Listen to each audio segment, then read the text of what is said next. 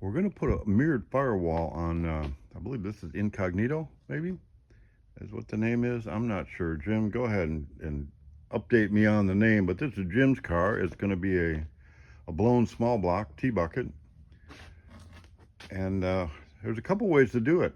One is to pay attention to the work order and put the mirrored firewall on before you mount the body down and get it all done. But this body's already down, ready to go. I mean, I don't need to take the body off again, except I need that firewall on. So a lot of folks, you're going to want to put a firewall on, and that would be much better to do it to trace it with the body off. But I'm going to go ahead and try to do this with the body on, and we'll see how that turns out. Well, step one is to get some mirrored material. We use a mirrored plexiglass. Really like it. It's a clean look. It works out well. Once you peel it back, I mean, it is definitely nice. So I'm gonna grab me a piece of this and go make me a pattern. So the good news for me, this is Spirit Industries, and surely there's T-buckets everywhere. There's a 27, another 27, 32 5 window. Oh, T-bucket, T-bucket. Normally Fast Eddie, our upholstery guy, does this part, so he may have a pattern in his room, but I'm just going to use a pattern right off of one of these T-buckets. I've got the mirrored material here. I'm going to get my trusty Sharpie, and we're going to mark it and cut it out on a bandsaw. You're going to want to be a little bit careful. This is just like mirror material, so if you scratch this off here, it's going to scratch the mirror finish off. As you'll see through the bottom side, and it'll have a scratch area in it. So just a little bit careful while you're using the jigsaw. Now if I was short, I would do two hands here, which I'm going to do. But you can kind of see, I go around. I want to mark a little bit to the inside. So I've made my first cut. This material is pretty expensive, so I don't want to do too much all at once. I want to make sure that this is going to fit before I go ahead and cut my trans tunnel. So I'm going to go ahead and mark the trans tunnel next, make sure it all fits. I want it to be just a little extra big. I can always sand it down. Plus, this isn't the car that it's going on. I want to fit it to the car. But I do need to get the notches where it goes over the frame. So we'll get this, and I'll go back up to the Trinity building. So now that I've cut the basic shape on the jigsaw, or the bandsaw, I should say, jigsaw will not work very well.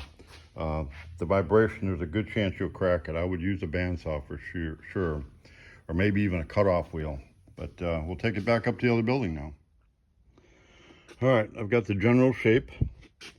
Now what I want to do is I want to come down over the frame rails here.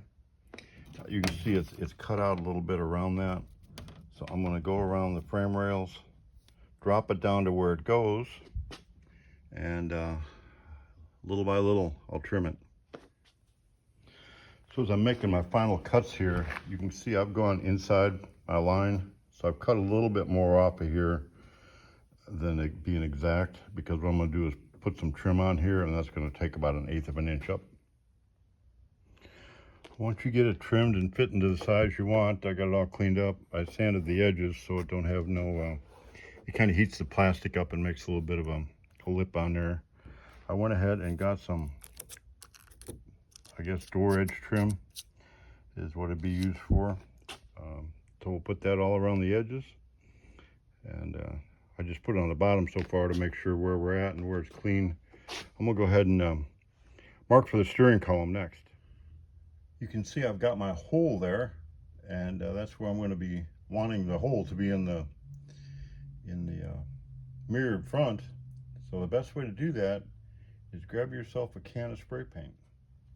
I've taped the firewall where it goes, so I'm in position there. So now the firewall is right in front of the hole. What I'm going to do is I'm going to hold it down from this side, hold it tight. Now I'm going to go ahead and spray paint down the hole.